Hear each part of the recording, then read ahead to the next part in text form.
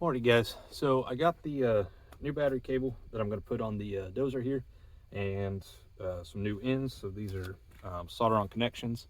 So thank you to Blacklisted for giving me the connection to find these at Remy Battery. That's where I got the cable as well. Uh, yeah, I'll read part numbers off to you here as I use them, but there they are. So relatively affordable. So before I go to making this new cable, though, I wanted to talk a little bit about why I think it's the cable. And so if you guys just want to see the battery cable getting made, then just skip over here to this part of the video. But real quick, though, I just thought it'd be interesting to have kind of a discussion about resistance in battery cable and how that affects its performance. And so some people had said that, they'd put their money on it being the starter, and it may well be.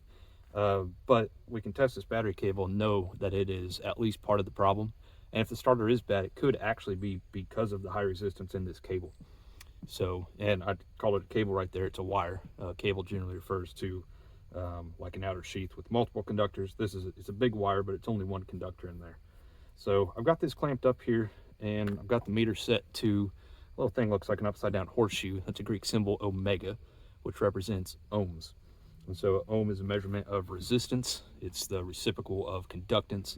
It just measures how much the conductor resists the flow of electrons through it, and therefore how much it resists electrical current passing through it.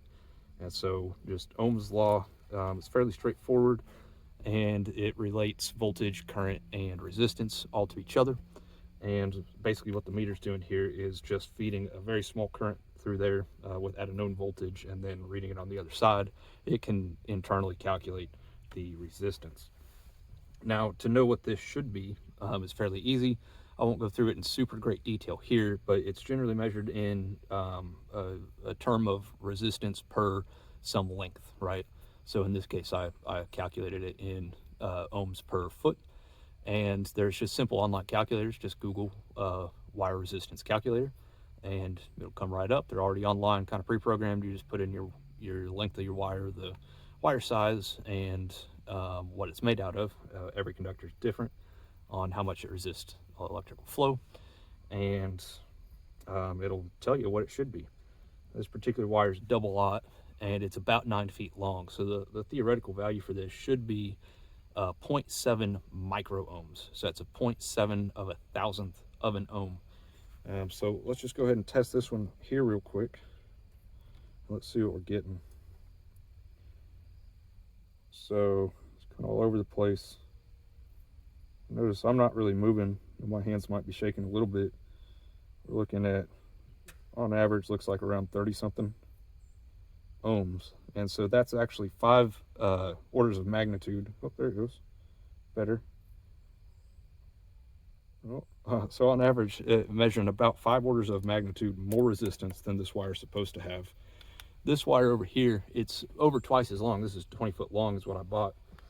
The theoretical resistance in it should be like 1.6, 1.5, somewhere there, micro ohms. And so let's just put the meter on it real quick. And so 0.1. Okay, so there you go. Much less, and it's much more stable. All right. So I can take it off, put it back on. Kind of just always goes to the same spot. So 0.1. So it's measuring a little bit of resistance. Now keep in mind, this is not a super accurate meter.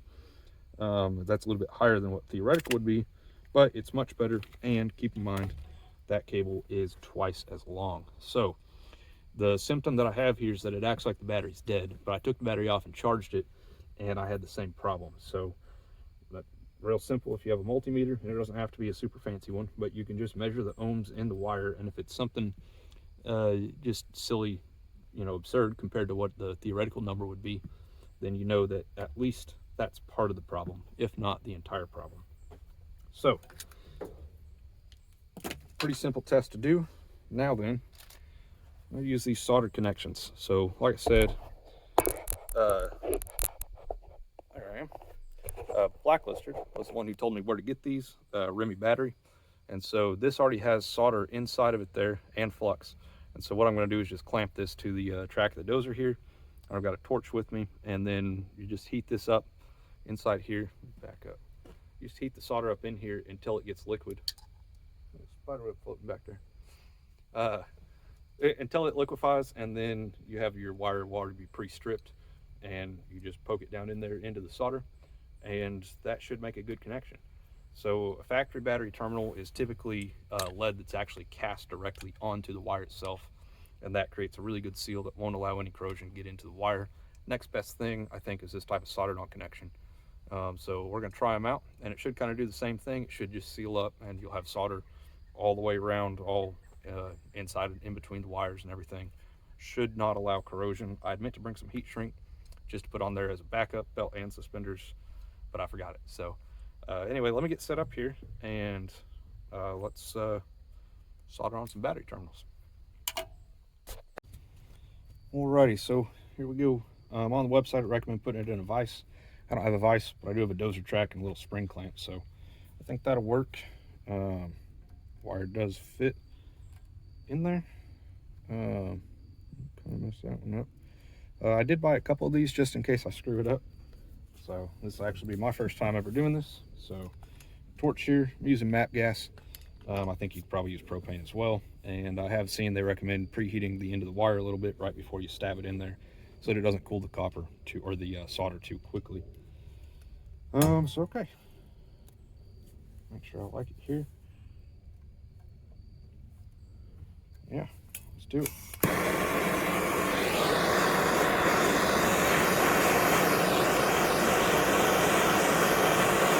I'm gonna heat it from the bottom because heat rises. So the flux is starting to boil in there a little bit. And it makes it hard to see the solder.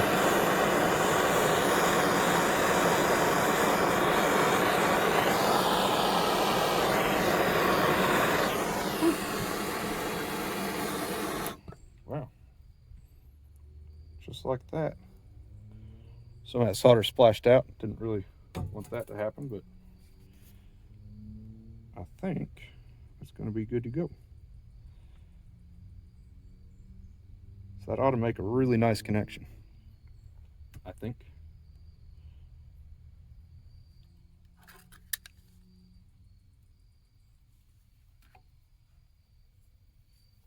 So, all right, it's going to be hot for a minute. Let me let that cool, and then I'll kind of pull on it a little bit, mess with it, and see if I think it's going to work. Alrighty, so there you have it. Pretty much cooled off. You can see still a little bit warm to the touch. Oh, come on. Focus. You can see some of the solder kind of squished out right there. And I suppose that's what you want. I think I put it in there a little bit too fast, which caused some of it to kind of splash out. Probably could have done a little bit better, but I mean, you know, sit here and pull on it. It's not coming apart. So that's good. We're going to try it anyway. I'm going to thread this through there. I'm not going to go through all the clamps yet though, and I just want to hook it up and see if the dozer will start. And if it does, I still got to do the other side. I also bought just some eyes, same type of thing, and so I'm going to thread it through there to kind of get the length figured out. I'll do that other one. I'll get it on camera as well. Maybe I can do better, go slower into it. And like I said, I have a spare of this if I need it. So the routing is really simple. I don't think I need to try and show you that it's also tight. I can't really show you anyway. And it's going to come apart or go back together the same way it came apart. You have to kind of pick up the floor plate here that you got to take off, but easy enough. So, all right, let me get this started through there. We'll make that other connection and hook it up, and hopefully that's the only problem this has. Alrighty, let's try another one.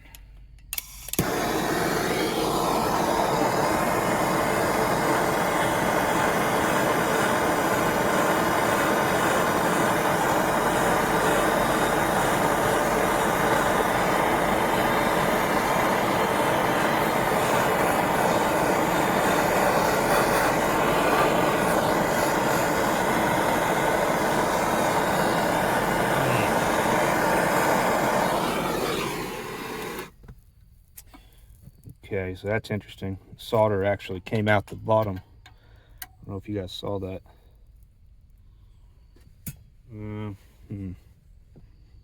It's not ideal. It all ran out.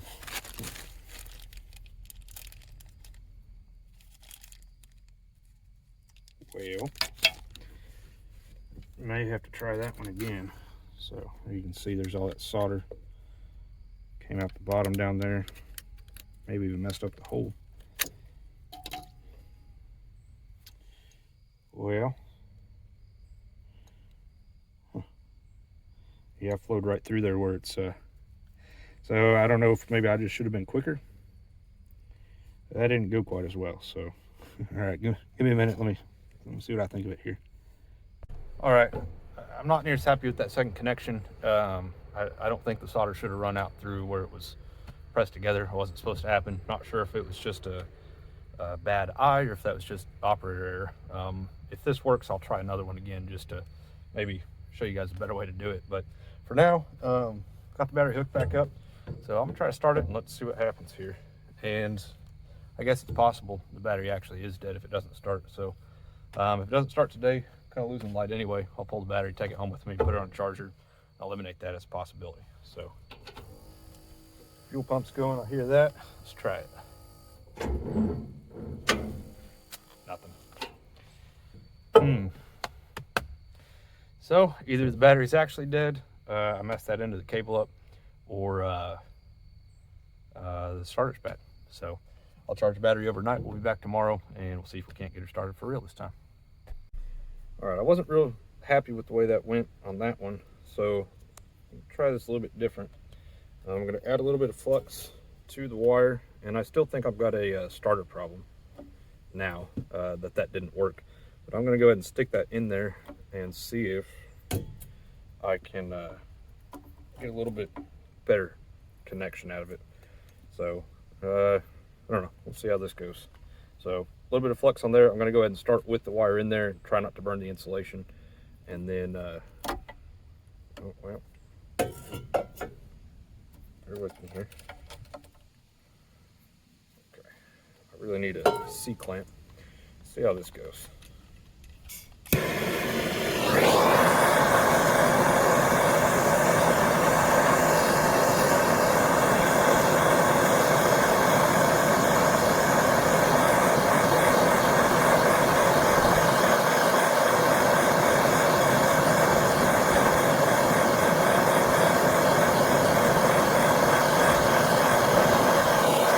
Solder's still melting out.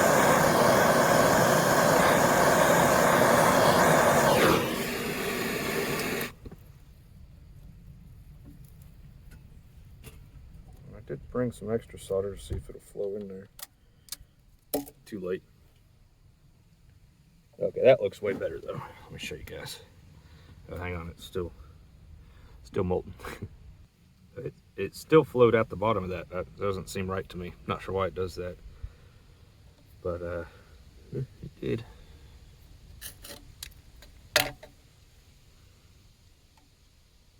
Look better this time. Yeah, that's gonna be hard to see on here, but kind of see in there. Yeah, you really can't see it at all. But the solder actually flowed out of the top just a little bit.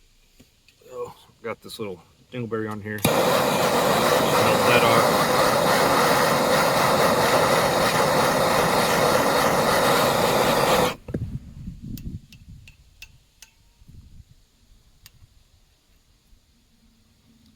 That looks better. So all right, happy with that. We'll hook it back up here in just a minute once that's cooled, and we'll try it one more time, see if we can get this dude to start. If not, I've got a local company that can get me this starter, I think, and if not, they're not that expensive online, actually, it turns out. So a couple $100, and we'll just replace the starter.